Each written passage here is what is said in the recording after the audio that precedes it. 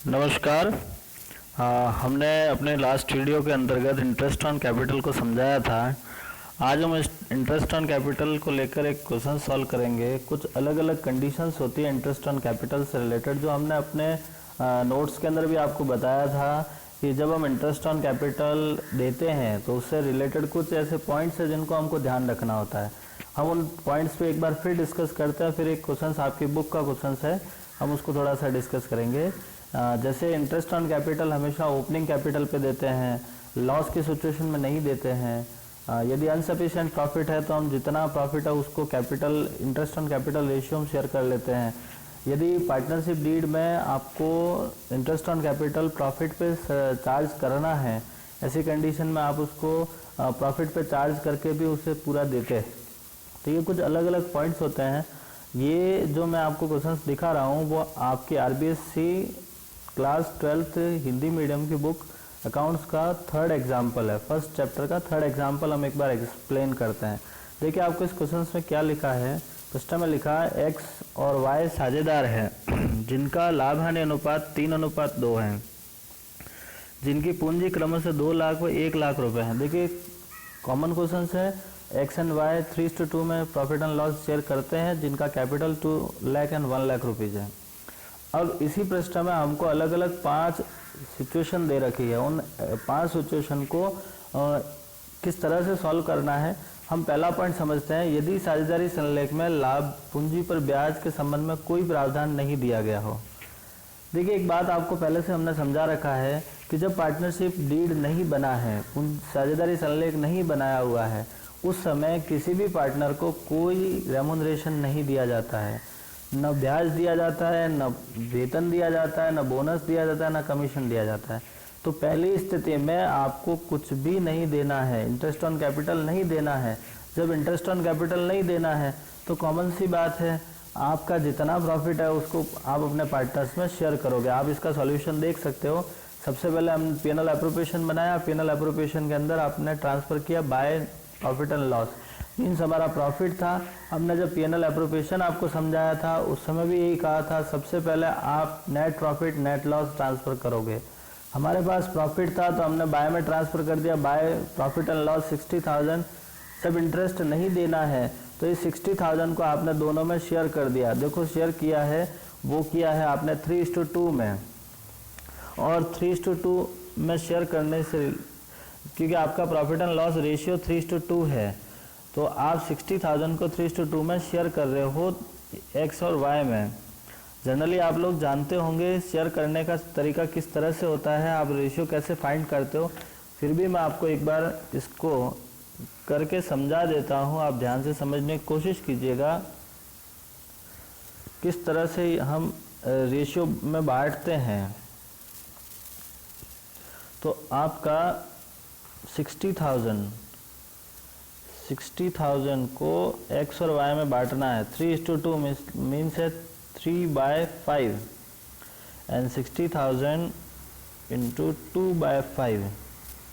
ये कुछ तरीका होता है आपके बांटने का। तो इसका तो आएगा 36,000, इसका आएगा 24,000। ये है आपका रेशियो में शेयर करने का वे। नेक्स्ट इसके बाद बात करते हैं सेकेंड कंडीशन में।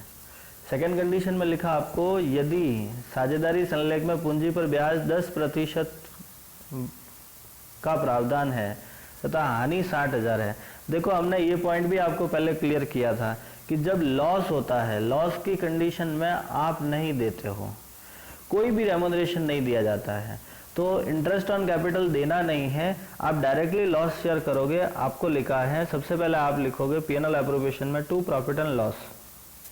आप सेकेंड सॉल्यूशन देख सकते हो टू पीएनएल अकाउंट, और वो हो गया लॉस 60,000, और उस लॉस को क्रेडिट साइड में आपने इन दोनों में बांट दिया। बांटने का तरीका सेम यही था जिस तरह से आपने प्रॉफिट बांटा था।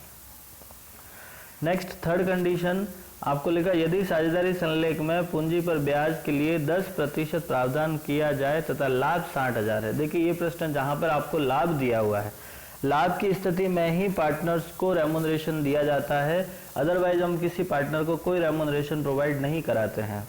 हम इस थर्ड वाले क्वेश्चन को किस तरह से सॉल्व करेंगे। सबसे पहले आपने लिखा by profit and loss 60,000, because we have profit 60,000।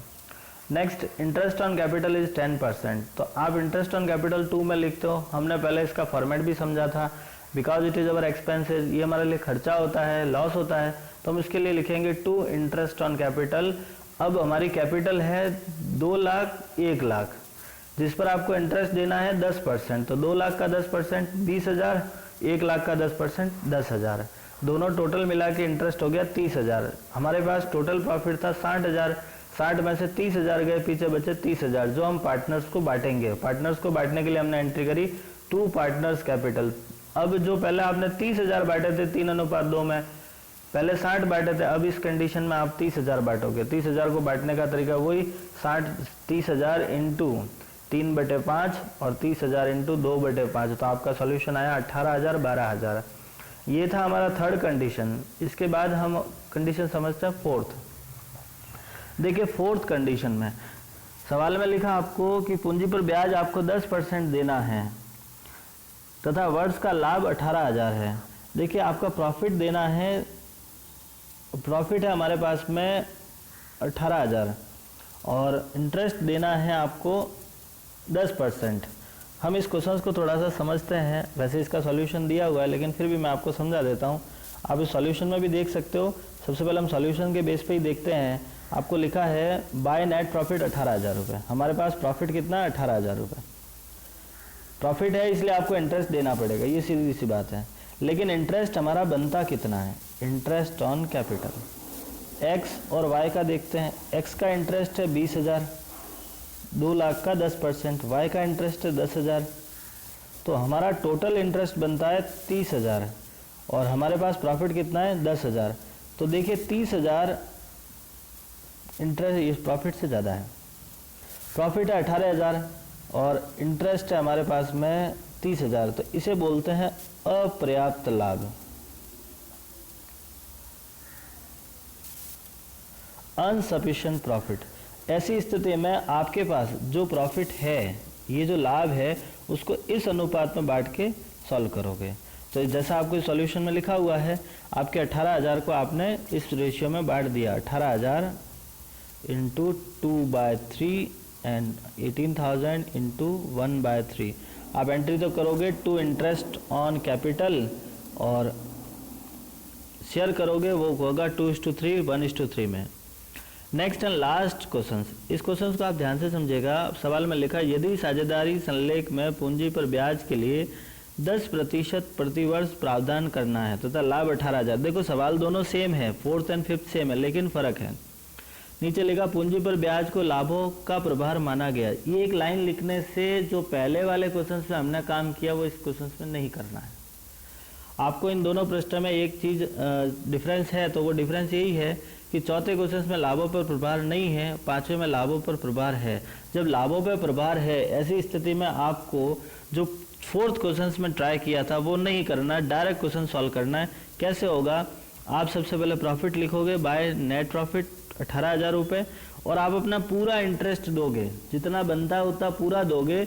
बाकी का जो पैसा होगा वो हम उनके पार्टनर्स कैपिटल में एडजस्ट करेंगे। जैसे आपने लिखा 2 इंटरेस्ट ऑन कैपिटल 20,000 10,000, वही जो 2 लाख का 10%, 1 लाख का 10% 30,000, और बाकी के जो 12,000 बचे उसे आपने प्रॉफिट एंड लॉस रेशियो में शेयर कर दिया bye partners capital 12,000 into 3/5 and 12,000 into 2/5। ये 12,000 कहाँ से आए? तो आपकी डेबिट साइड में 30,000 है, क्रेडिट साइड में 18,000 है, जो इसका बैलेंसिंग फिगर है वो 12,000, और 12,000 को आपको 3:2 में शेयर करना है। देखिए चौथा और 5वें सवाल में एक ही फर्क है। यदि आपको ब्याज लाभों से प्रभार मानते हैं तो कॉमन क्वेश्चन सॉल्व करना है, और लाभों से प्रभार नहीं मानते हैं तो जो आपका इंटरेस्ट बना है उस इंटरेस्ट को पूरा न देकर जितना प्रॉफिट है उस प्रॉफिट को हम उस इंटरेस्ट के रेशियो में शेयर करेंगे। तो ये था आपका एग्जाम्पल नंबर 3 आप इस क्वेश्चंस को एक बार फिर से देखिएगा। मैं उम्मीद करता हूँ आपको समझ आया। नहीं आया है तो आप कमेंट बॉक्स में ज़रूर लिखिएगा। धन्यवाद।